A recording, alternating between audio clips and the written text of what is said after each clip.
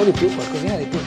Torniamo in diretta con Sveglia Trieste lunedì 25 novembre, con noi in studio Elena Danielis, coordinatrice regionale del Movimento 5 Stelle, ben ritrovata. Grazie, buongiorno a tutti. Anche consigliere in circoscrizione, sesta circoscrizione, Sesta.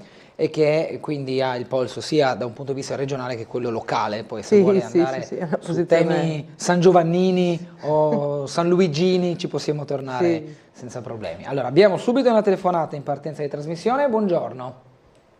Pronto? Prego. Pronto, buongiorno. Questa telefonata è in diretta per l'assessore Lodi. Ok. Allora, mi ascolti bene.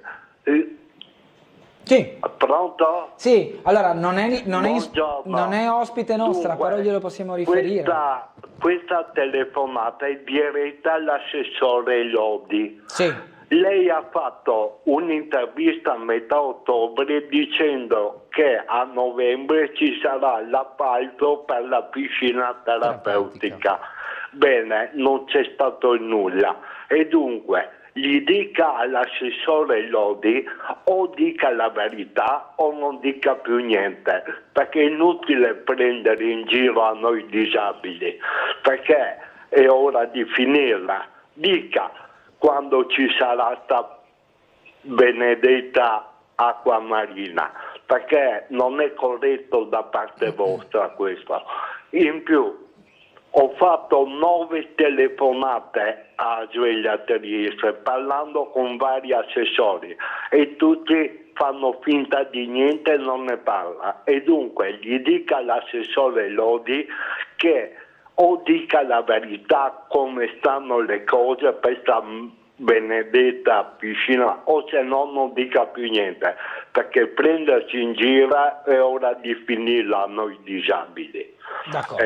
La ringrazio lei. e glielo vado a dire. Arrivederci e grazie. Grazie, a riprova della sensibilità sempre molto alta da parte di molti sulla piscina terapeutica. Sì. O comunque il futuro di una piscina terapeutica. Che è ancora lì, sì. Dovevamo averne 1, 2, 3, 5. Basta una forse. No, poi c'era stato il momento in cui dovevano ricostruire la Bianchi e farne una in Portovecchio. Sì, voglio dire, non siamo la città più efficiente d'Italia dal punto di vista degli appalti e della realizzazione delle opere, evidentemente. E la piscina è come il tram, sono quelle storie infinite che è quasi di cui è impossibile trovare il bandolo, non si capisce perché non si riesce ad andare avanti, perché oltretutto sono finanziate. Il tram è stato finanziato credo 3 volte rispetto a quello che era il budget iniziale, se non di più. E sembra quasi una tela di Penelope, si disfa e si rifà. Vediamo, insomma, io mi auguro, se ne parlava poco fa, no? Che c'è una nuova dichiarazione del nostro sindaco rispetto alla ripartenza del tram entro Natale. Manca un mese a Natale, cioè oggi è 25. Sì, dovrebbe, un mese. Ora, a me pare di ricordare che l'abbia detto per il Natale scorso e anche per quello dell'anno prima, però vediamo, io me lo auguro, perché al di là di tutte al netto delle polemiche, il tram è veramente una risorsa, no? È una risorsa turistica, è una risorsa rispetto al trasporto sostenibile, è una gloria della città, è fermo da così tanti anni, è uno scempio, è una cosa ingiustificabile, ecco. Volevo aprire e chiudere una parentesi per quanto riguarda il Movimento 5 Stelle, perché oggi tanti titoli aprono con blindatura di Conte, archiviato Grillo, si va avanti alla progressista, si guarda alle alleanze, insomma, facciamo un attimo il momento attuale, Daniele. Allora, approfitto del suo ruolo di coordinatore. Sì. Allora, ho letto sui giornali tante imprecisioni, no? E quello che è successo è che, ed è una cosa del tutto inedita, il Movimento 5 Stelle si è rimesso in discussione completamente, non solo la figura del garante, cioè di Grillo, ma anche la figura del presidente, cioè Conte. Abbiamo ridiscusso tutto, tutti i ruoli, tutte le figure, tutta l'organizzazione apicale, i temi, qualsiasi cosa, ridiscusso tutto con dei metodi di democrazia partecipata moderni, e effettivamente poteva uscire di tutto da Nova, poteva uscire qualsiasi cosa. Quello che è emerso sono le esigenze dei territori, il fatto che sia necessario, ci siamo resi conto che è assolutamente necessario avere dei candidati che abbiano già una certa visibilità, per cui sono stati rimessi in discussione il numero di mandati. Però non è detto che sarà completamente liberalizzato. Dobbiamo adesso riscrivere il regolamento e rivotarcelo.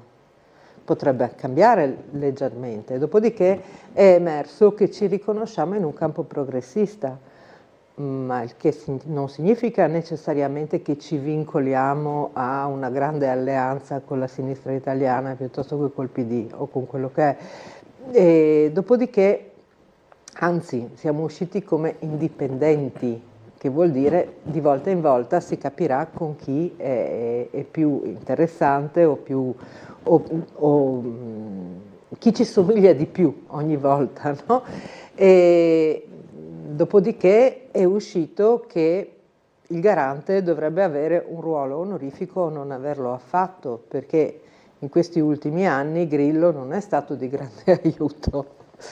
Invece la figura di Conte, ma forse anche per il coraggio di rimettere tutto in discussione, compreso se stesso, è uscita rafforzata. Adesso vedremo, perché i risultati poi devono essere portati nella pratica e quindi ci sarà tutto un lavoro da fare sul regolamento e sulle figure di gestione del movimento. Cosa cambia in Friuli Venezia Giulia? Al momento nulla. Vediamo con l'applicazione del regolamento, anche perché non è che noi siamo periferici, non è che Grillo e Conte passano di qui ogni settimana, per cui per il momento non cambia niente, poi vedremo cosa succederà al netto del cambiamento del regolamento. Può anche darsi che si rivotino le figure dei coordinatori, ad esempio. Sarebbe anche una cosa utile e interessante. Un obiettivo del Movimento 5 Stelle in Friuli Venezia Giulia potranno essere le province? Ma è possibile, sì, è possibile, ci stiamo pensando. Vedremo, noi eravamo storicamente contrari alle province. Abbiamo sempre pensato che fosse, nella stragrande maggioranza dei casi, un ente superfluo. Devo dire che la redistribuzione dei ruoli, perché Friuli Venezia Giulia, come sappiamo tutti, è stata una regione pioniera, no? Sulla questione province, cancellazione, ricreazione, 3 passaggi diversi, un sacco di soldi, tempo perso. È stata una storia veramente da dimenticare e quello che secondo me è molto mancato è stata la cosiddetta progettazione di area vasta, perché mi sono accorta che la regione è troppo distante per fare un certo tipo di programmazione. Pensiamo al trasporto pubblico locale, che adesso che era competenza provinciale e adesso è regionale. È complicatissimo discutere con la regione relativamente ai chilometraggi e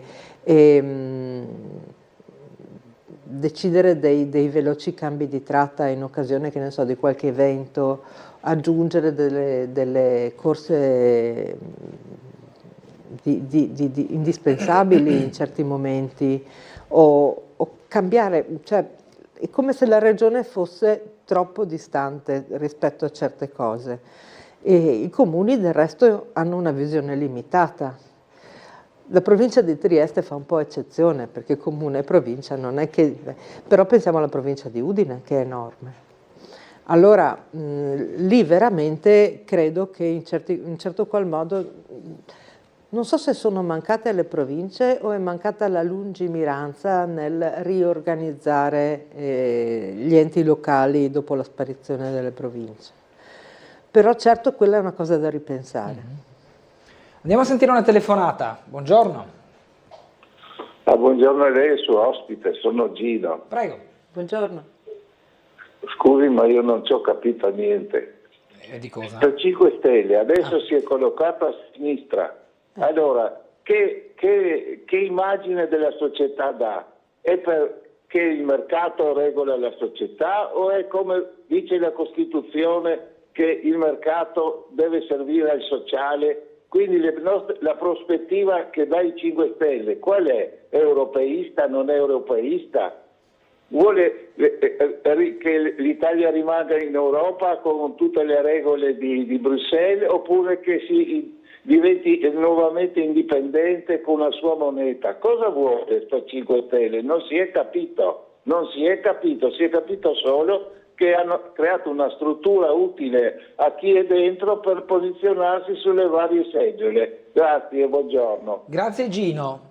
Non ha capito evidentemente non abbiamo comunicato bene. Ma di temi europei francamente non si è parlato di tutto tranne che di questo tema, per cui non so cosa risponderle, ma sono diversi anni che noi partecipiamo alle elezioni europee e cerchiamo di portare la nostra voce anche in Europa, per cui non ci vedo come anti-europeisti, cosa che del resto non siamo mai stati. La polemica sull'euro era tutt'altra cosa, era cercare di portare un discorso in Europa contrario a un certo establishment finanziario, per esempio. Sul fatto di essersi posti come progressisti, ecco, io la inviterei a leggere il 3° articolo della Costituzione, perché io credo che il concetto stia lì e non tanto nelle alleanze elettorali, quanto in una visione della politica che è progressista. Dopodiché, non so, in realtà noi abbiamo discusso, è vero, di ruoli di organizzazione, certo, ma abbiamo discusso anche di temi nella Innova e ce li siamo votati. Mi rendo conto che la questione Grillo-Conte o la questione mandati siano quelli che hanno fatto più notizia. Certo. Anche perché è stato un divorzio molto doloroso, anche per noi, però non è solo quello e mi dispiace che lei non abbia capito. Vedremo di fare della comunicazione più accessibile. Ecco. Leggiamo un paio di mail, stanno arrivando anche numerose. Buongiorno, si sa qualcosa del nuovo posteggio di Roiano? Lo aprono oggi, è prevista per oggi l'apertura del nuovo parcheggio di Roiano alle 10 con l'apertura, proprio l'inaugurazione. Dovrebbe essere presente sul posto già l'assessore Lodi dalle 9:30, 9:40 e quindi anche noi andremo a vedere poi, anche se l'abbiamo già visto, l'interno di questo garage che, nonostante la piazza non sia ancora completata e l'asilo non sia ancora aperto per i piccoli e ovviamente anche tutto il personale che vi lavora, lì c'è un passaggio in consiglio comunale, Daniele Sirei lo sa, insomma, anche attraverso Alessandra Richetti. Ma al netto di questo, oggi si apre il garage, che è già una prima risposta a chi chiede spazi per posteggiare le auto a Roiano. Sì. Io ho abitato a Roiano fino ai 18 anni e già allora non si trovava parcheggio. Il parcheggio a Roiano era un problema. Quindi sì, mi sembra una buona notizia.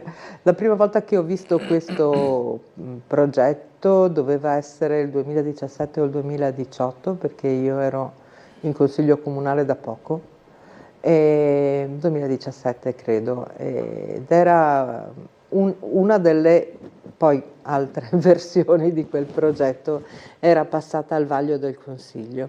Quindi sì, come al solito non siamo velocissimi, ma stavolta è un po' meglio del tram e dell'acqua marina.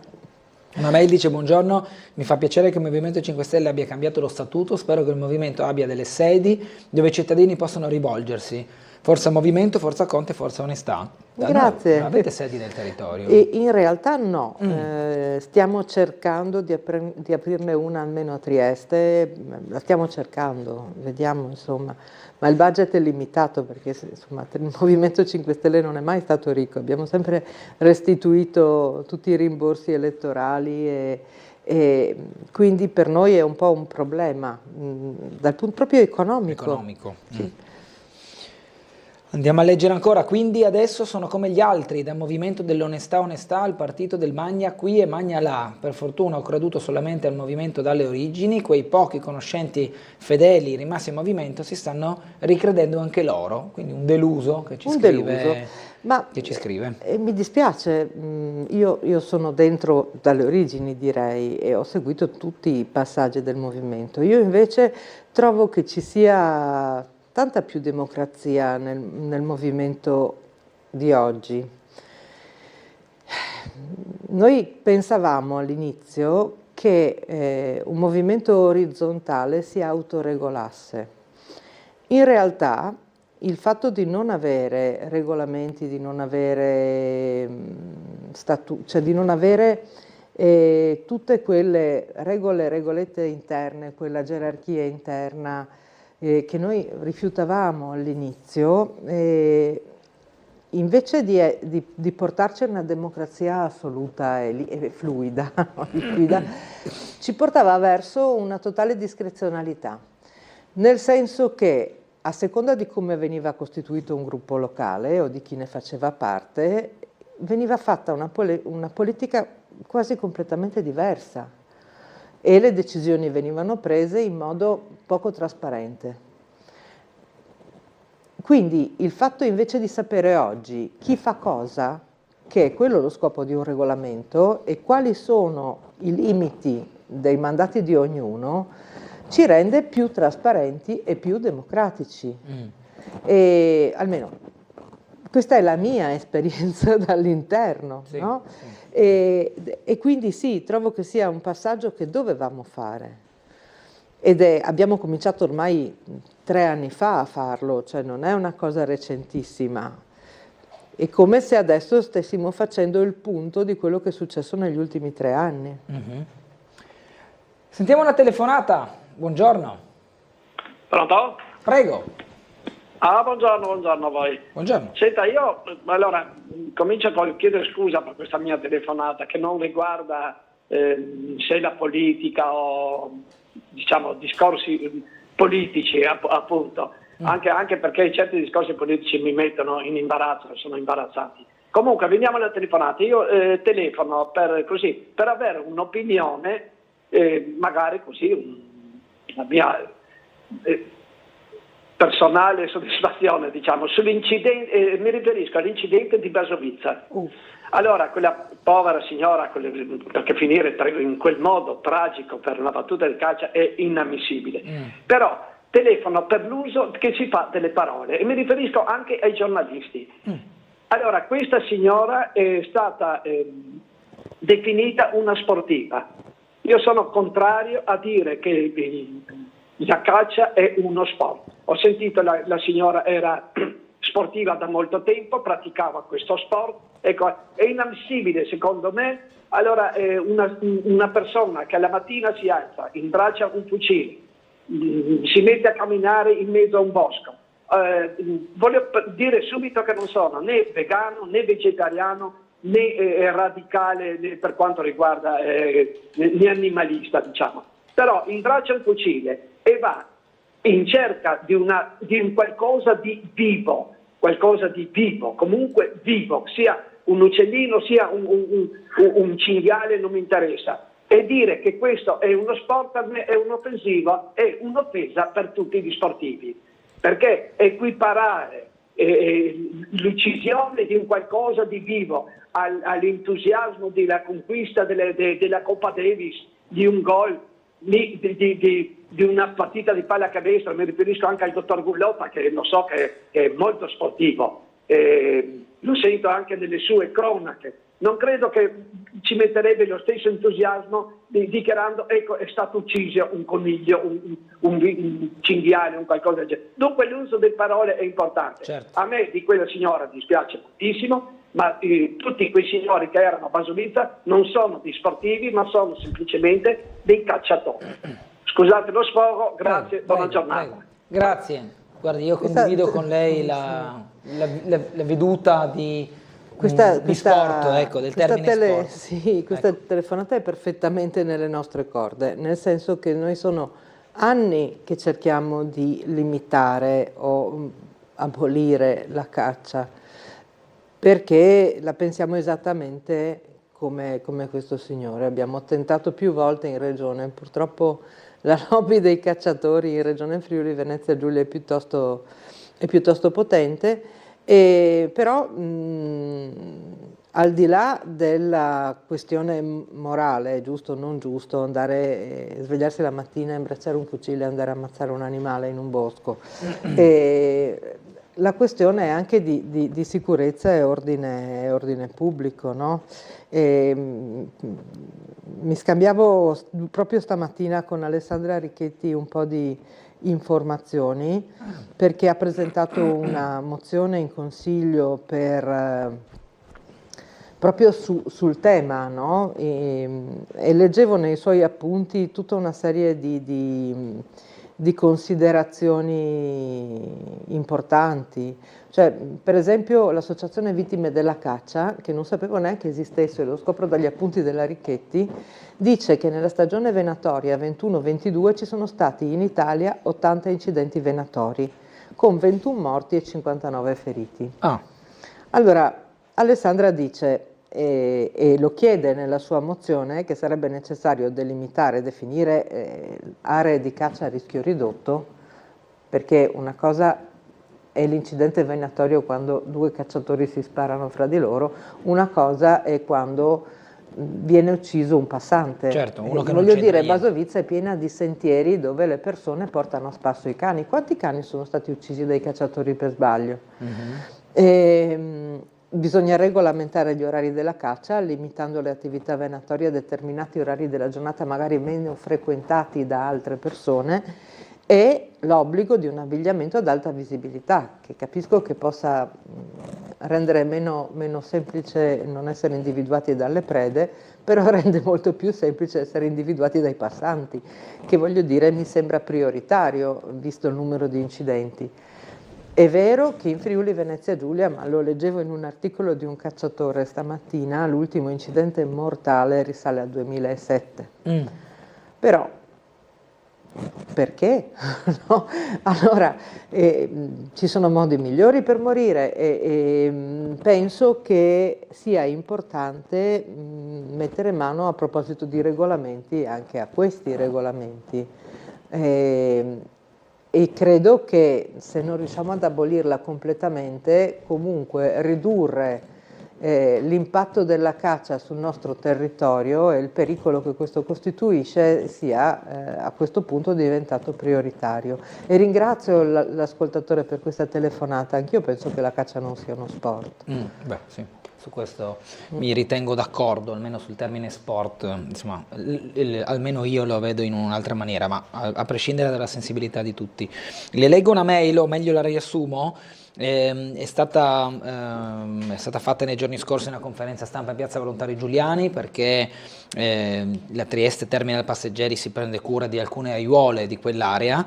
Chi ci scrive ci chiede perché non è stata vista e in qualche modo anche attenzionata da un punto di vista di progetto di riqualificazione la scala dissestata e disastrata che porta a Campo San Luigi, lì adiacente. Come detto nel servizio, la piazza è molto frequentata e la scala serve proprio come raccordo ed è a pochi metri di distanza in Viale 20 Settembre quella scalinata che è continuamente dissestata. Allora, mi pare che sia recentemente passato in circoscrizione anche questo punto qua e mi riservo, perché non ho ancora fatto in tempo a darci un'occhiata, a controllare che sul piano delle opere, perché adesso comincia ad andare in discussione il bilancio preventivo, ci siano previsti dei soldi per fare anche questo lavoro qui. Okay. E a questo proposito diventa sempre più difficile per le opposizioni poter dire la propria sul bilancio. So che per i non addetti ai lavori questo è un argomento ostico, ma il bilancio è l'atto principale di una amministrazione comunale, è l'atto più importante, è quello dove si realizza il programma, ok? E si vede dove vanno i soldi, sì. Per cui in che direzione si vuole investire. Sì. Ed è un documento complicatissimo, è 1 metro cubo di carta per essere proprio concreti, e noi non lo stampiamo più, ma per leggersi 1 metro cubo di carta ci vuole tempo e non è semplicissimo. Una volta un assessore al bilancio girava fisicamente le 7 circoscrizioni portando il piano delle opere relativo a quella circoscrizione e spiegava ai circoscrizionali che cosa aveva intenzione di fare sul loro territorio. Era più facile dire questo mi piace, questo non mi piace, vorrei che facessi altro e portare delle proposte, anche perché in circoscrizione noi si cerca di interpretare le segnalazioni che arrivano dalle persone. È il primo livello, quello in cui politica e cittadini si incontrano più facilmente, no? E adesso è impossibile, abbiamo pochissimi giorni di tempo, i documenti ci arrivano a valanga, l'assessore invece di venire in circoscrizione ci obbliga ad andare tutti, quindi tutte e 7 le circoscrizioni, a sentire una sorta di mini conferenza in cui lui racconta quanto è stato bravo e quanto è bello il suo bilancio. Cioè, non c'è modo di interagire e le stesse cose succedono in Consiglio Comunale. Una volta c'erano 2 settimane di tempo per discutere il bilancio in commissione, adesso è 1 o 2 giorni e si fa tutto di corsa perché bisogna riuscire ad arrivare ad approvarlo entro il 31 dicembre in modo da non entrare in regime provvisorio e quindi non avere l'operatività limitata per i primi mesi dell'anno. Perfetto. Allora comincia 4 mesi prima. Allora parliamone. Con questo sistema si escludono completamente, ma non solo le minoranze, si escludono completamente anche i consiglieri di maggioranza che non partecipano alla stesura del bilancio, che non ne sanno nulla e che si trovano obbligatoriamente a doverlo votare senza poter dire niente in consiglio comunale o in consiglio circoscrizionale. Cioè è proprio un problema di democrazia. Questa cosa qui, perché non siamo più in grado di valutare il documento più importante che ogni anno produce la giunta comunale. Mi rendo conto che è un argomento poco glamour, sì. Però è davvero importante e non riusciamo a trovare ascolto da nessuna parte. Ormai sono diversi anni che se ne parla di questa cosa, ma sta diventando sempre più grave.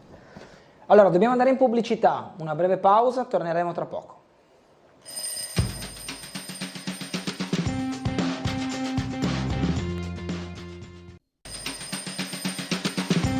Io col CD. Torniamo in diretta con Sveglia Trieste, 8:37 minuti di lunedì 25 novembre, in studio Elena Danielis, coordinatrice regionale del Movimento 5 Stelle. Sentiamo una telefonata, buongiorno. Pronto, buongiorno. Io volevo parlare un attimo, mi sente? Sì, prego. Ecco, io volevo parlare un attimo del payback sanitario. Siccome questa notizia è passata abbastanza sotto silenzio, spiego un attimo per chi ci ascolta cos'è almeno. Sì. Allora, praticamente la Corte Costituzionale, con una sentenza di luglio, ha ritenuto legittimo il payback sanitario, che prevede che le aziende fornitrici di dispositivi medici debbano restituire una quota del proprio fatturato qualora la spesa complessiva delle regioni superi il limite stabilito. Naturalmente cosa succede? Che le piccole e medie imprese saranno prese come sempre per il collo, mi scusi che ho detto questo, però penso che anche i lavoratori saranno a rischio e questo, se non sbaglio come ragionamento, e per dare una mano alle grandi multinazionali che naturalmente metteranno i prezzi che ritengono opportuni loro, perché se i dispositivi medici non saranno più forniti dai piccoli, diciamo, imprenditori, poi ci sarà una carenza e naturalmente quando c'è una carenza cosa succede? Subentra magari qualcuno di più grande che poi fa quello che vuole. Siccome io lo ritengo una cosa abbastanza grave e ancora più grave, che non dico a voi in generale, nessuno ne ha parlato, penso che i cittadini dovrebbero essere anche informati di questo e volevo chiedere appunto alla sua ospite cosa ne pensa di tutto ciò e spero naturalmente, sicuramente ne sarà al corrente.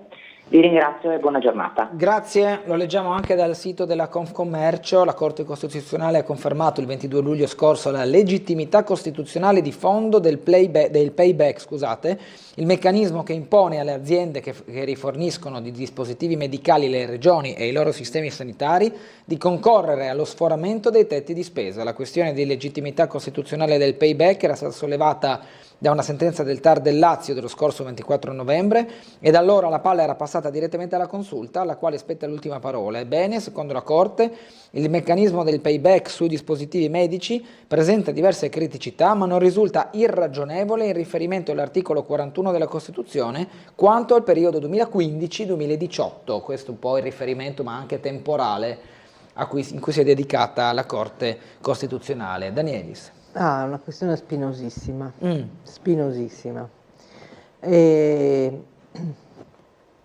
Ha ragione la signora a preoccuparsi della tenuta delle piccole e medie aziende, perché i dispositivi sanitari sono un mare magno che vanno dai cerotti a macchinari, c'è di tutto, a protesi, ausili, veramente di tutto. E in questo mare magno, soprattutto in Italia, ci sono un sacco di piccole e medie imprese, anche innovative, anche interessanti. Io non so che impatto possa avere, signora, non sono riuscita a occuparmene così in profondità da capire che impatto questo possa avere. A naso direi che molto probabilmente non sarà un impatto così devastante come quello che lei ha disegnato, però non ne sono certa. Bisognerebbe capire di che cifre si parlano, di che cifre si parla e in che modo queste vadano poi distribuite sui produttori. Confesso che non ho approfondito così tanto la questione per poterne avere un'opinione precisa, anche perché la questione degli sforamenti dei tetti di spesa delle regioni ha a che fare limitatamente con le forniture, no? È quasi sempre legata a servizi e personale. Analisi, prove mediche, ore di straordinario o spese di quel tipo. I dispositivi non mi sembrano una voce di bilancio così impattante sul bilancio della SUGI. Per cui, francamente, il suo ragionamento non fa una grinza. Bisogna però capire di che cifre si sta parlando e io questo non lo so, quindi non so che risposta darle. E Danielis, leggo un paio di mail, alcune di queste si riferiscono al discorso della caccia che avevamo affrontato prima. Per i pesci vale la stessa cosa? I pescatori e i pesci non sono esseri viventi? Scrive un telespettatore. Assurdo, contiamo i morti in incidenti automobilistici e allora eliminiamo le macchine? Quindi insomma, si amplia in maniera anche un po'... Allora, la caccia è generica no, questione. La caccia è una questione di opinione, diciamocelo. L'opinione nei confronti della caccia o la sensibilità nei confronti della caccia è molto diversa a seconda del punto di partenza, no? Da dove arrivi.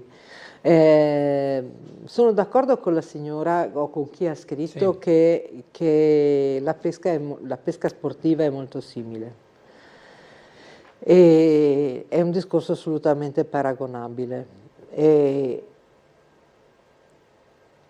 Però esiste la pesca non sportiva, la pesca industriale.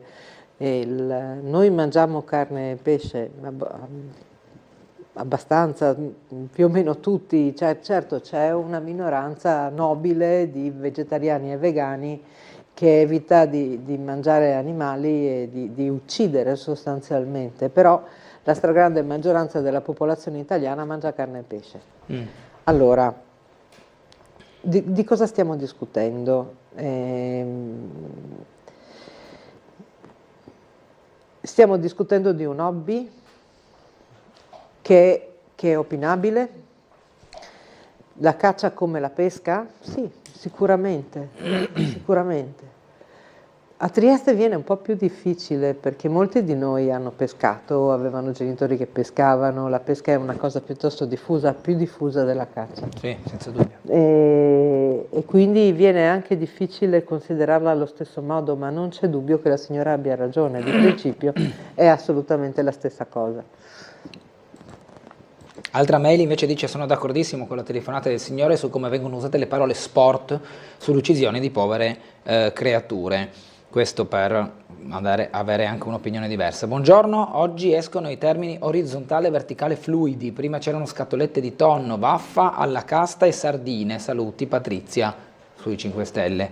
Danielis, poi come cambia anche il gergo fondamentalmente. Sì. Oddio, credo che la scatoletta di tonno risalga a 15 anni fa. Però è rimasta impressa. È rimasta impressa, sì. Sì, eravamo giovani e ingenui e non abbiamo trovato l'apriscatole, non so come dire. Diciamo che non si può fare un paragone tra un movimento che si affacciava allora alla politica e un movimento che oggi ha avuto esperienze di governo, esperienze nelle regioni, esperienze nei comuni e ha fatto un bagno di realtà. Sono da prendere in considerazione cose diverse. Quello che non è cambiato sono i valori che ci spingono, no? Che sono quelli del rispetto, della partecipazione, dell'attenzione all'ambiente, dell'attenzione alla cultura, al lavoro, agli ultimi della società. In questo senso credo che la stragrande maggioranza di noi si sia poi riconosciuta in un campo progressista. L'attenzione a quelli che non ce la fanno e allo stesso modo l'attenzione a quello che è più innovativo, che è più vicino alla sostenibilità, più vicino all'ambiente. Noi abbiamo questi due binari e quelli non sono di fatto mai cambiati, come il rispetto per la cosa pubblica e il fatto che noi riteniamo che servizi e forniture essenziali debbano restare in mano pubblica, a partire, che ne so, dall'asilo di Roiano, vogliamo parlarne, ma l'acqua, ma un sacco di altre cose. Siamo stati tra i promotori e gli animatori del referendum sull'acqua pubblica di qualche anno fa. Non è cambiato, quello non è cambiato. È cambiata la meccanica, ma non il contenuto. Però le percentuali sono scese in maniera... non vi stanno premiando affatto. No, non ci stanno premiando. Ma Nova nasce anche dalla necessità di ripensarsi nei confronti, anche per rispondere a quello che evidentemente l'elettorato ci sta dicendo che non va più bene. Quindi possiamo considerarlo un punto di svolta, quello di questi giorni fondamentalmente? Sì, ma lo è da parte del Movimento 5 Stelle? Sì. Vedremo. Andiamo a sentire una telefonata, buongiorno. Sì, buongiorno. Prego. Io sto seguendo questa vostra spiegazione e mi lasciano un poco interdetta, perché ho seguito, non faccio parte di quel partito, tanto precisare, però l'ho seguito perché è una novità nel paese. Erano partiti con quella che avrebbero disfatto il Parlamento e si sarebbero messi dentro nelle scatolette e si sono messi tutti. Poi avevano detto, gridando, abbiamo sconfitto la miseria, si sono presi i posti migliori. Le scuole dovevano essere modificate. Ricordiamo i banchi di scuola a rotelline che fine hanno fatto. Signora, quindi, parliamone un attimo, ci sta a fare un dialogo con me? Allora, io il dialogo con lei l'ho già fatto. Io non sono delle sue idee, perché ho fatto troppo studi e troppo diritto ho studiato per sentire uno che va in Parlamento, lo svuota e avete tolto un numero importante che i nostri padri avevano messo come parlamentari, perché la necessità di ogni paese è quello di essere rappresentato, già quello avete rovinato il paese. E non aggiungo altro, la seguo perché lei è forse una delle poche di quei 5 Stelle che ci tiene al suo paese, cioè al nostro Triestino, diciamo. Però adesso viene fuori sto ribaltone, quell'altro che dice che siete andati lì a dire abbiamo sconfitto la miseria, ma vi ricordate i vostri reclami? E chi vi può dare fiducia con tutto quel disastro che avete combinato con le leggi in Parlamento e tutto? Ma quale disastro? Allora, ma avete portato disastri nell'economia. Ma quale disastro? Ma signora, basta pensare quei soldi che avete regalato a chi non aveva voglia di lavorare. Eccolo là. Di cittadinanza. Eccolo là. Il reddito di cittadinanza. Il reddito di cittadinanza, signora. Un attimo. Quello che ha fatto la Raggi a Roma. Cosa ha fatto la Raggi? Cavolo, non voglio neanche andare avanti. Ci sono persone di buona volontà e tra queste possono annoverare lei, ma la maggior parte è lì solo per prendersi lo stipendio, come la maggior parte di tutto il Parlamento sa, non faccio solo la sua lì. Signora, però siamo gli unici che parte del loro stipendio lo restituiscono, Gli unici. Io vorrei vedere siamo gli unici che non sono mai stati coinvolti in uno scandalo o in un'indagine, non abbiamo condannati noi, non abbiamo condannati a differenza delle altre forze politiche in Parlamento. Dopodiché lei può pensare qualche possibilità di evitare. Io non credo che... Sentiamo Danielis, prego, dai, che abbiamo poco tempo anche. Allora, sì, ok. Allora, signora, sul reddito di cittadinanza le abbiamo sentite tutte, però è indubbio che il reddito di cittadinanza ha dato una risposta a un sacco di famiglie che non riescono a rientrare o a sopravvivere o ad arrivare a fine mese. Ed è stato fondamentale sotto Covid. La miseria che viene oggi spacciata per aiuto sono d'accordo con lei che quello slogan abbiamo abolito la povertà era una follia e non si poteva sentire, sono d'accordo con lei, alle volte la comunicazione è una cosa che lascia interdetta anche me, ma quella era comunicazione. Invece la sostanza è che noi abbiamo fatto, come tutti gli altri paesi europei civili, una sorta di paracadute per quelli che non ce la fanno, però con tutta una serie di previsioni tali per cui quel paracadute doveva servire più a ricollocare la gente che a costituire un semplice aiuto sociale. Allora, possiamo discutere di questo, io non sono affatto d'accordo con lei che abbiamo rovinato il paese, noi ci mancherebbe, però mi piacerebbe poter prendere punto per punto quello che lei ha detto. E che ne ha dette talmente tante che un po' mi sfugge. Sul fatto della riduzione dei parlamentari. Sì.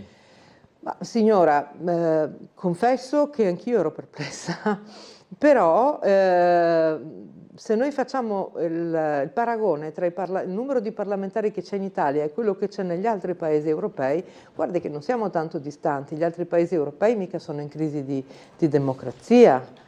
E poi io personalmente penso che il governo del Movimento 5 Stelle sia stata un'esperienza molto importante. Intanto è stato il primo governo che ha veramente tentato di realizzare il programma con cui era andato su. Il primo. E dopodiché abbiamo preso in considerazione, se non portato a realizzazione, l'85% delle cose che avevamo scritto su quel programma. Se ci avevano votato, suppongo che gli elettori volevano quello e noi abbiamo tentato di farlo. Dopodiché ci sono un sacco di temi che andrebbero approfonditi. A me dispiace che lei la veda in modo così negativo, però per esempio la Raggi non ha fatto niente di diverso, se non meglio, di tutti gli altri sindaci di Roma. Non è che sotto altre amministrazioni Roma avesse meno buche, ne aveva uguale, o meno problemi di rifiuti, ne aveva uguale, solo che evidentemente l'attenzione mediatica che viene data a un sindaco 5 Stelle è, come dire, più feroce. E questo ci fa sembrare peggio degli altri, ma non è così nella stragrande maggioranza dei casi. E poi non è vero che abbiamo occupato tutti gli spazi disponibili. Quali spazi disponibili? Non abbiamo neanche lottizzato la RAI. Parliamone, perché non abbiamo messo nessuno in RAI, per esempio, solo per fare un esempio. E in questo siamo stati anche un po' sciocchi, no? Un po' più ingenui degli altri. Cosa che io fra l'altro ritengo un pregio più che un difetto. Vorrei dirle ancora un sacco di cose, ma mi piacerebbe avere un dialogo con lei, invece mi pare che sto avendo un monologo, che non è, perché evidentemente i tempi della televisione sono questi, ma signora la invito a riprovarci, perché io avrei piacere di discutere, perché mi pare che certe informazioni non passino e vorrei che lei fosse così gentile da darmi la possibilità di dargliele. Ecco. In Spagna sono 614 fra Camera e Senato, in Italia sono 605, lo sappiamo, con i 5 senatori a vita, 400 e 200 fra Camera e Senato, in Germania sono 736 e in Francia 925, per dare dei numeri, quindi numeri che con la Spagna, per dire, più ci avvicinano e con la Francia più ci allontanano, ma insomma lì siamo come numero, non è che ce ne sono 20 e 2000, ecco, insomma, più o meno si è fra i 6 e gli 800 eletti fra le due Camere nei vari paesi in Europa. Prima di andare alla prossima telefonata, un minuto però almeno, anche se sarebbe necessario dedicarne sicuramente molti di più. Oggi è la giornata internazionale contro la violenza sulle donne, i giornali riempiono di esempi, è giusto parlarne sempre, non solo oggi, è una frase banale però nasconde molta verità. Purtroppo anche in giornate come quella di oggi, mi spiace doverlo prevedere, ma poi questa sera andremo a sentire un telegiornale nazionale e ci sarà stato un ennesimo coltellamento alla ex perché veniva stalkerizzata, che c'è stato un altro maltrattamento domestico. Insomma, purtroppo è una questione che, per quanto le persone di buona volontà si sforzino a far passare come messaggio nobile, poi nascondono nella quotidianità anche sommersa sempre tante situazioni spiacevoli. Daniele. Sì, allora, prima fra tutte mi piacerebbe dire una cosa forse un po' impopolare. La questione della violenza sulle donne non è un problema femminile, è un problema della società tutta. È molto importante cercare di cambiare la cultura che abbiamo, perché quando si parla di patriarcato sembra una parolaccia, no? Ma è una definizione della cultura che si vive quotidianamente in questo paese. È molto difficile per una categoria privilegiata rendersi conto di essere privilegiata.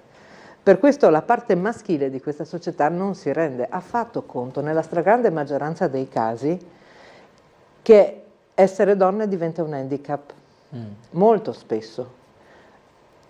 Diventa un handicap perché ci si chiede cose che agli uomini non vengono chieste. Le donne sono pagate mediamente di meno per fare le stesse mansioni. Le donne hanno un carico lavorativo doppio rispetto a quello dei maschi, perché di solito sulle donne ricade la cura della casa, dei figli, dei parenti, quindi il carico lavorativo e la fatica mentale è doppia. E prendono di meno, hanno meno garanzie, sono più soggette alla povertà. Culturalmente c'è una repressione culturale serpeggiante. Il gap scientifico, per esempio.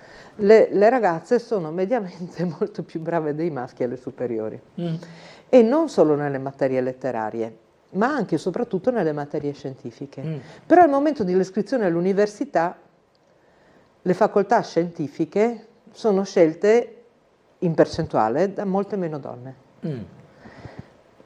Anche questo è un gap culturale.